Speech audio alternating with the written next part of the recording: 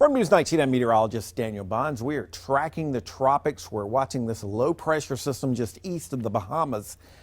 Latest from the National Hurricane Center is they give this area of low pressure a moderate or medium chance of further development over the next 2 days. So if you like the numbers, about a 40% chance as it does move generally towards the northwest.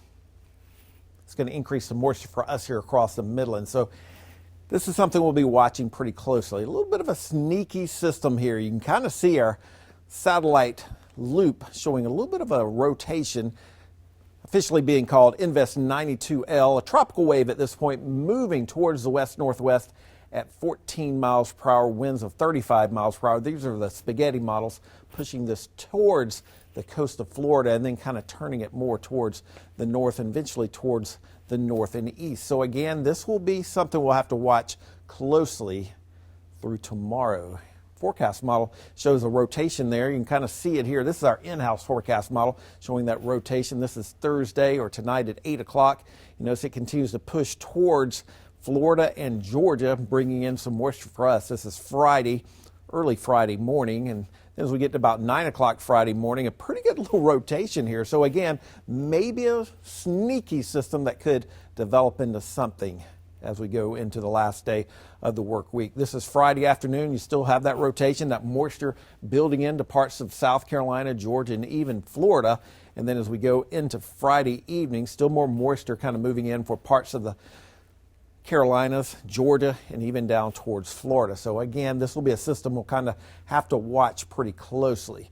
If you are going to be heading to the coast, there is a high risk for dangerous rip currents. So the surf is going to be dangerous for all swimmers. You do want to heed the advice of the local beach patrol if you are going to be heading to the coast. As far as our forecast is concerned, closer to home in South Carolina, the moisture increasing will bring us a chance for some of that much needed rainfall. Friday, 1 o'clock, you see that rain kind of moving through parts of the Midlands and South Carolina. This is 5 o'clock Friday afternoon. More showers and thunderstorms will be possible during the heat of the day, and then 7 o'clock more the same. Once we lose the daytime heating, those chances for rain will start to decrease. But with all that moisture in place, not going to rule out a couple of showers and thunderstorms on Saturday as well, and maybe even into Sunday. So Alberto made landfall earlier this morning. There's the rest of the names there. We'll have to see if we get Beryl anytime soon. But if that disturbance that's off the southeastern coast does get better developed and becomes a name, it'll be called Beryl. But hurricane season, very long season, runs through November 30th. The peak is September 10th, with most of the activity occurring between mid-August and mid-October. But that will be a system we'll have to continue to monitor through the weekend.